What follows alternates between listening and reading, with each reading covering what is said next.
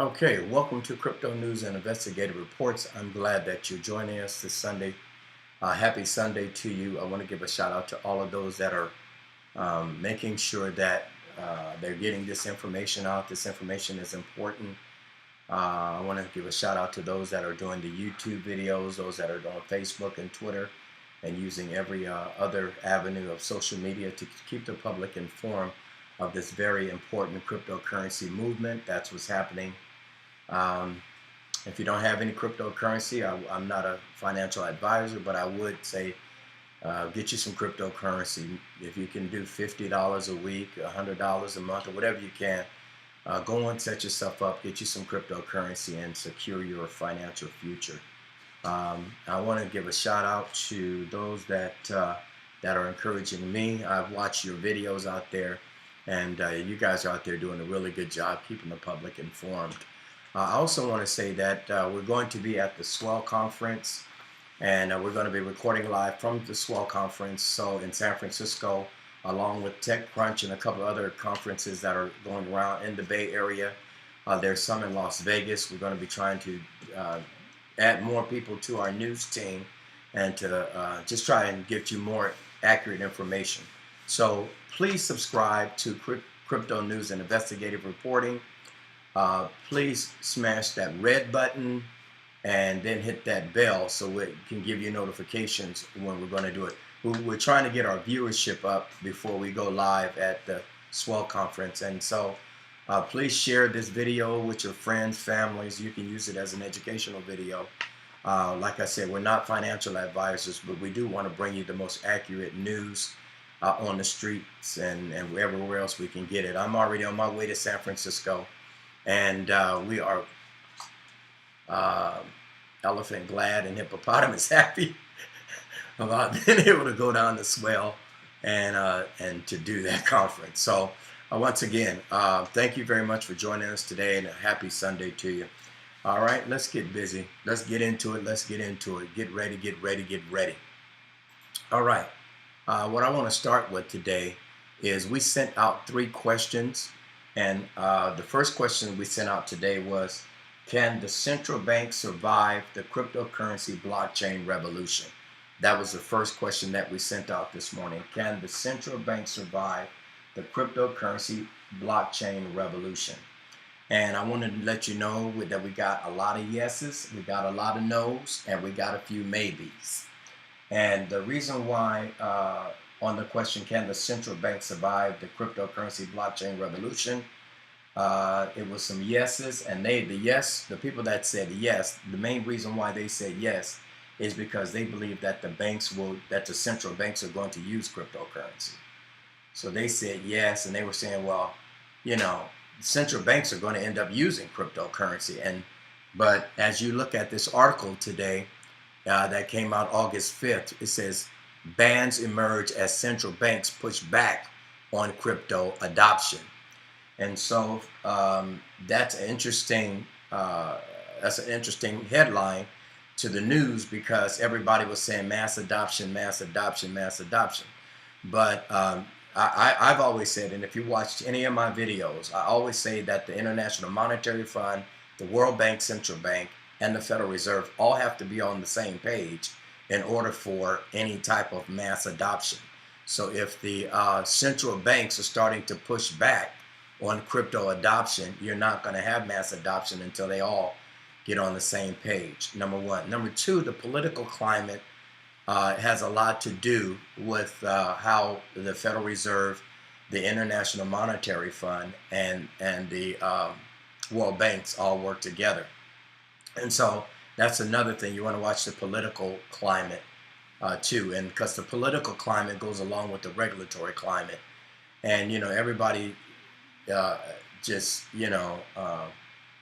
everybody has to be on the same page for any type of mass adoption, quote unquote, mass adoption to happen. But as you see, this headline this morning says bans emerge as central banks push back on crypto adoption. All right, so that was the yes people. And then the no people said that they said no because the feds will not select a crypto. And most of the people said no Can the central bank survive the cryptocurrency blockchain revolution? A lot of people said no, the feds will not select a crypto. Um, uh, so let's see. Is it crypto? Yeah. So a lot of people said no. That that I don't know why. I mean, I'm looking at this now. Can the central bank survive the cryptocurrency blockchain? So I think the answer is yes. I think the answer is yes, that they will be able to survive a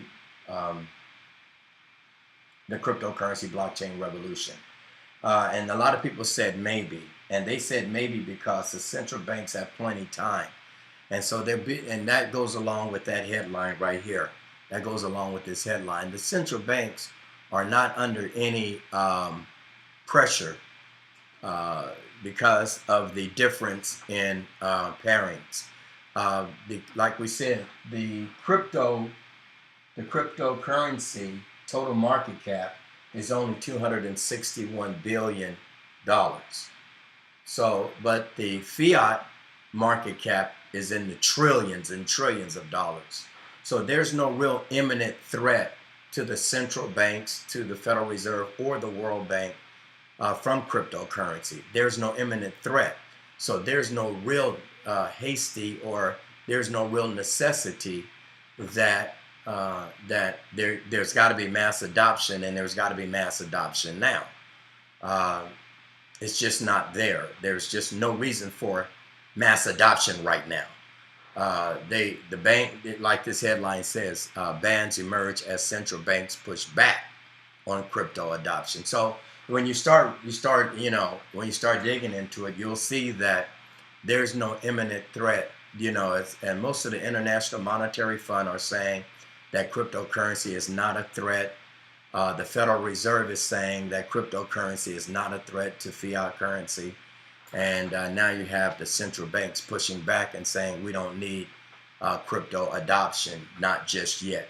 And then we got some maybes too about some of the maybes. People said maybe eventually, but not under any kind of pressure because there is no cryptocurrency that is really pressured. Look, Bitcoin is at over more than a third of the cryptocurrency market. Bitcoin's at $123 billion and a market cap. None of the other cryptocurrencies are even close, or even at $50 billion.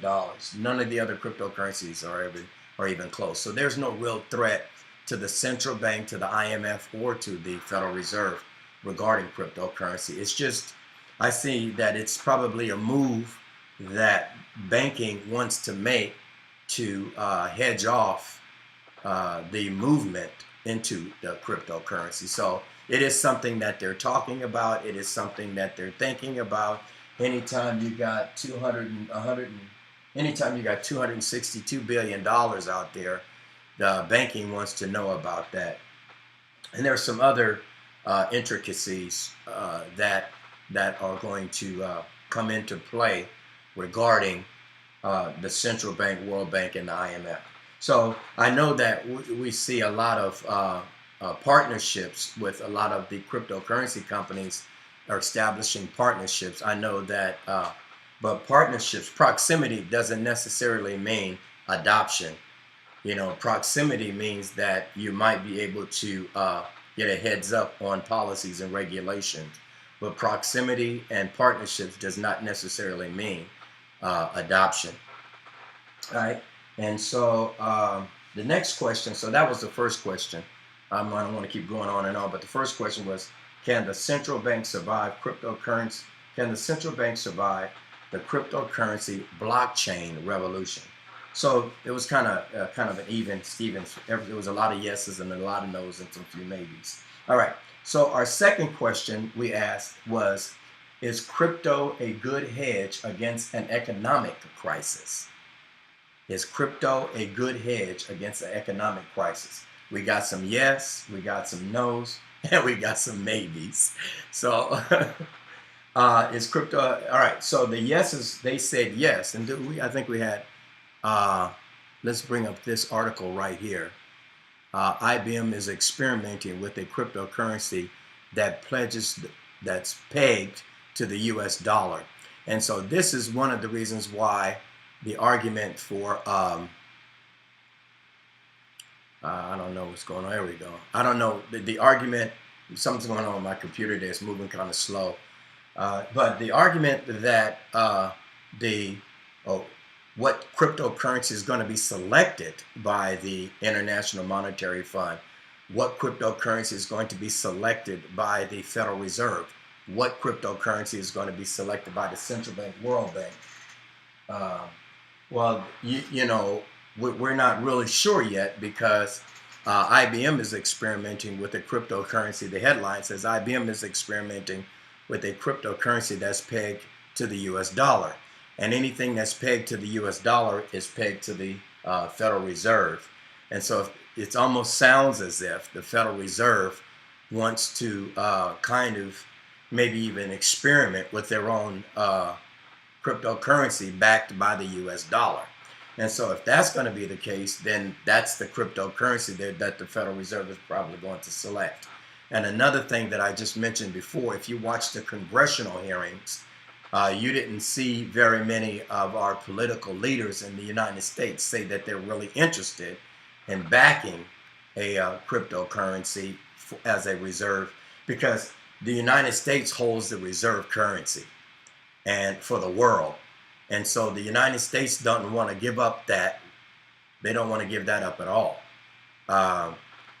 You know, it's something that they've always done. They've always flooded the market with US dollars. The argument could be made that the US dollar is not worth what it used to be. That's probably a legitimate argument. But nevertheless, it's trillions of US dollars out there. That is the reserve currency of the world. So it would stand to reason that the Federal Reserve would take a look at that and say, you know what, we need to support the US dollar, put a cryptocurrency and attach a cryptocurrency backed by the US dollar, and that could be your Federal Reserve, basically coin that the Federal Reserve would select, and possibly even the World Bank and the IMF, because of the US dollar being the reserve currency. And then if you notice, there is a Bitcoin on this picture right here. There is a Bitcoin on the US dollar. And when you would stand to reason that if they did any cryptocurrency, you know, they would probably consider the amount of market cap right here, the $122 billion market cap that Bitcoin actually have, is something that I know the Federal Reserve is probably looking at. All right, so, but there, once again, like to the first question, there is no imminent threat to the Federal Reserve from cryptocurrency. There's no imminent threat from cryptocurrency to the International Monetary Fund, and there is no imminent threat to the World Bank either. And so that's, you know, that's what's important. So anyway, back to this question: is crypto a good hedge against an economic crisis? A lot of people say yes. They say yes because you can cover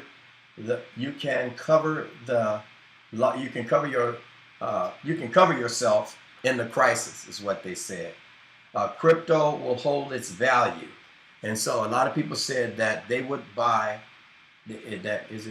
Is crypto a good hedge? Yeah, people said that they would buy cryptocurrency to hedge against an economic crisis because there's only a limited supply of cryptocurrency, whereas opposed to a fiat currency, especially the US dollar, you can just print more and more and more and you get more inflation. All right, so I'm sure people can argue this in a lot of different ways. Everybody's entitled to their own opinion. I'm only reading what we got back from this morning. Okay, so a lot of people said yes, because you can cover yourself in the crisis with cryptocurrency, because cryptocurrency, there's only a limited supply, and you know, you only have limited supplies of Bitcoin, Ethereum, Xrapid, Bitcoin Cash. You only have limited supplies, so they feel like that's a hedge against an economic crisis. A lot of people said no. That is crypto a good hedge against an economic crisis? A lot of people said no. And they said no because they said when something bad strikes, people are going to pull their money out the markets, no matter what market it is. So a lot of people said no because they said if something is going to go down, everybody pulls everything out of the market and go hide their money. They wait, they get out basically. And they said, so is crypto a good hedge against an economic crisis? They say no, nothing is. When there's an economic crisis, you pull your money out and you go hide. And then we had some maybes. And it's funny, man, that the maybe people seem to be a little bit more interested in investing, and at the same time, uh, you know, the people that said maybe had that, what's that famous saying that when everybody is digging for gold, you want to be in the pick and shovel business? They had that type of pick and shovel mentality to an economic crisis.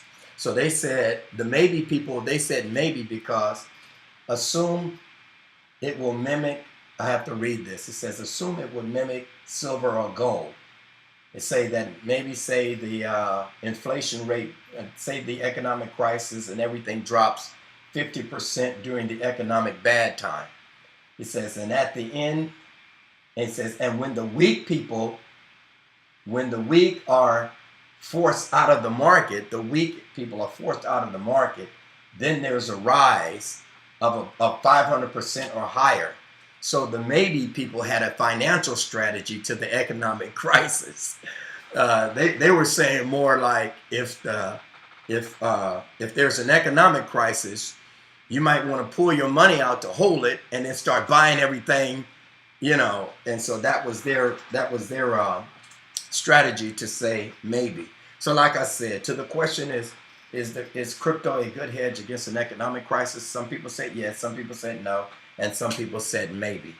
All right. And then I had some, well, what else do you think? I had kind of one of those questions. Do you think about it? And a lot of people wrote some stuff that made really good sense. Because when you start investigating money, everybody that is putting, a lot of the chief economists out there are saying the bubble is going to burst. We're going to have a financial crisis like we had in 2008. There's going to be some problems. Get prepared, get ready. And so some people wrote, in an economic crisis, you want to make sure that you got food, you got food, and you got water, and you got a skill that no one else can do but you. That's the way to get through an economic crisis. Get some food, get some water, and develop a skill that nobody can do but you. So that was our number 2 question. Is crypto a good hedge against an economic crisis? All right. And then we just got one more. We got one more question here. Our third question was, everybody wanted to know this one. When will the Securities and Exchange Commission issue a ruling on XRP if it's a security or not? And so I tried to dig up as much as I was able to dig up. And all I got to was that August the 8th is when the SEC, which is Wednesday, which is when they're going to meet again. The SEC is going to meet again on Wednesday. What is this right here? How the economic crisis could make or break cryptocurrency. Oh, yeah. This was our third question. How the economic crisis could make or break cryptocurrency. So those were our 3 questions. And like I said, on the making or breaking an economic crisis, they were saying, look, you've got to either, the yeses was saying, yeah, buy you some crypto to hedge against the economic crisis. The B people, they were saying, no, it doesn't matter. There's nothing that can, you need to pull your money out and get away from investing altogether. And then, then your maybe folks was saying, pull your money out, watch the market. And when it's going, make sure you get back in, because if you leave it in there, you wait until the bottom out, then you invest, and it's going to increase 500%. So that was this, right here, how the economic crisis could make or break cryptocurrency. And then what is this? This is, I think this is, yeah. This was the third question. When will the Securities and Exchange Commission bring on a ruling on whether XRP is excuse me, is a security or not. It says regulators deliver good news for Ethereum and get Bitcoin, but there's less clarity for XRP. This is an old article, looks like 15th, but we don't really know. I mean, we don't actually really know when that ruling is. Looks like right now I was able to find out that that ruling or the conversation will continue about Ripple on the 8th, and it's kind of exhausting. I'm kind of tired of whether XRP is a security or not. We keep hearing that, and I'm so tired of hearing that. I can't wait until it's over and they say, look, bang, it is not. Because Brad Garlinghouse said no, and Ripple XRP is a cryptocurrency. The XRP is a cryptocurrency, and so I can't wait until we do get some kind of some kind of leadership on that issue. I can't wait until the Security and Exchange Commission comes out with that. All right, so we're done here. I want to thank you all for watching us today. Please subscribe. Make sure that you hit that red button and subscribe to Crypto News and Investigative Reports. Like I said, we're going to be doing some live recording. We're going to be coming to you live from Swell. We're all excited about that. We got a couple more people that's going to be joining the team and taking some of the other issues regarding cryptocurrency. Some people are going to take politics, regulations. We're really going to try to diversify. We're going to be interviewing some people from Stanford University. We're going to be going in the Bay Area. Here in the Bay Area, there's a lot of different crypto exchanges. Coinbase is in the financial district on one side, and then we're going to go to 301 Montgomery Street, which is where Ripple XRP is. And so we're just going to be all over the city talking to people, and we're going to be talking to the XRP community group in San Francisco as well. So please, like I said, hit that subscribe button, hit that bell for notifications. We can't wait until October 1st and 2nd. And we're just going to try to hit as many conferences in this Bay Area as we can. Once again, thank you for watching, and wherever you are, have a good day. Happy Sunday to you, or wherever you are, have a good night, and we'll talk to you really soon.